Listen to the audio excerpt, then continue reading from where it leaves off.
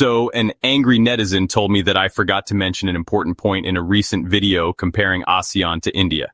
They said, India has to invest a substantial portion of GDP in defense as it has a difficult neighborhood, having fought 5 to 6 wars. Neither ASEAN nor the EU had such a situation, and India has to do this in a democratic way, along with many different states, religions, languages, and yet India is still a thriving democracy and united. First of all, I didn't forget that point. I just didn't include it because it's a silly point when you think about it for just a bit. Both the EU and ASEAN have been through countless wars and genocides. That's not a secret. And you're completely wrong anyway. Multiple estimates say India spent between 1.9 to 2.3% of its GDP on defense in 2024. That's below or equal to countries who you say have no problems with difficult neighbors such as the UK, Denmark, Singapore, and others. And it's far below nations like Greece, Colombia, Poland, and the US. Here's some food for thought. If all your neighbors hate you so much that you have to watch your back all the time, then maybe you're the problem. They also said that India has wide priorities and set a development target of 2075. Are you blind to the obvious problem in front of you? You just said it. Wide priorities, not focused and concentrated. No wonder you have a development target of 50 years in the future while China already developed 10 years ago. It seems Lee Kuan Yew's words are becoming more and more true, that India is the superpower of tomorrow. Always tomorrow, never today. I'll address their second paragraph in the rest of this video. India can afford nuclear weapons, space rockets, and billion-dollar submarines, but can't seem to build clean public toilets or fix its crumbling roads. How does that make any sense?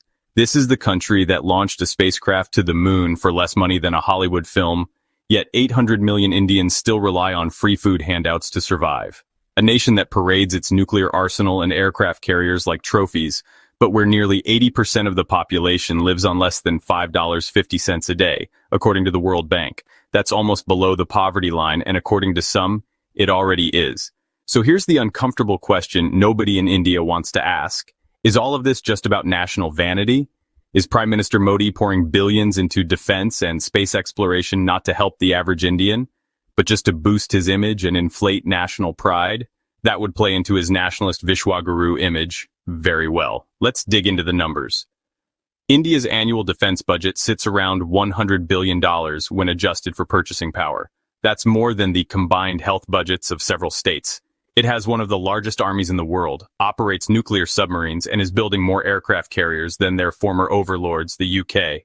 It recently tested a 5,000-kilometer range nuclear-capable missile, all while running the Indian Space Research Organization, ISRO, which, to be fair, does perform miracles on a shoestring.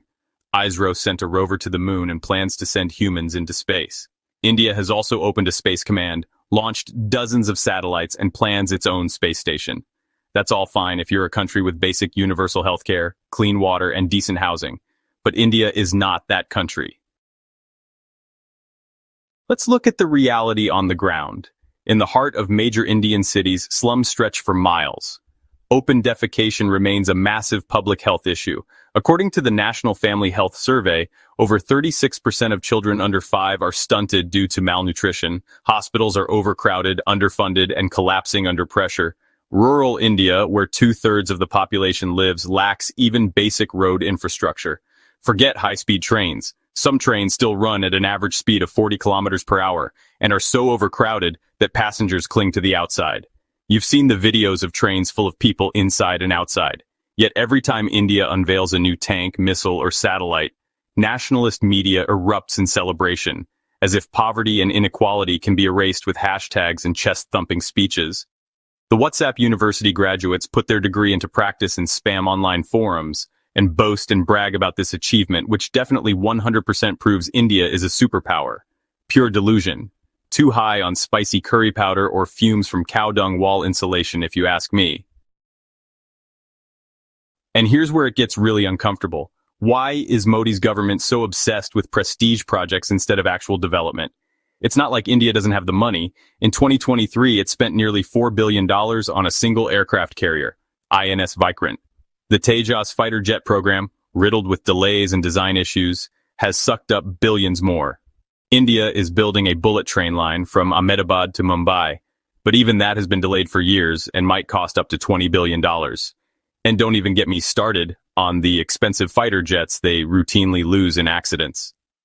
Meanwhile, basic services like clean water, garbage collection, and functioning schools remain broken in most parts of the country. Public transport? Still chaotic. Millions rely on dangerously overcrowded trains because there aren't enough carriages or trains running. In rural areas, kids walk for miles to attend schools with no teachers and collapsing roofs. And in cities, middle-class families must often pay private bribes to get basic utilities like electricity and internet. So why spend billions on shiny things while your people suffer in silence? The answer lies in political image and national pride. Modi and the BJP have mastered the art of spectacle. Every space launch becomes a photo op. Every missile test turns into a viral video. And every new tank or submarine is packaged as proof that India is a global power. But power isn't just about military toys. Real power is when your people have food security, clean drinking water, and a future. Right now, India's Human Development Index ranks 132 out of 191 countries, behind places like Palestine and Bangladesh. Indians love mocking Bangladesh, so this statistic must hurt their fragile egos. Modi's model of governance has become a kind of performance politics, creating headlines instead of results. He talks about India becoming a Vishwaguru, or global teacher, but what kind of guru can't provide toilets for its own citizens? What kind of superpower can't get rid of open sewers?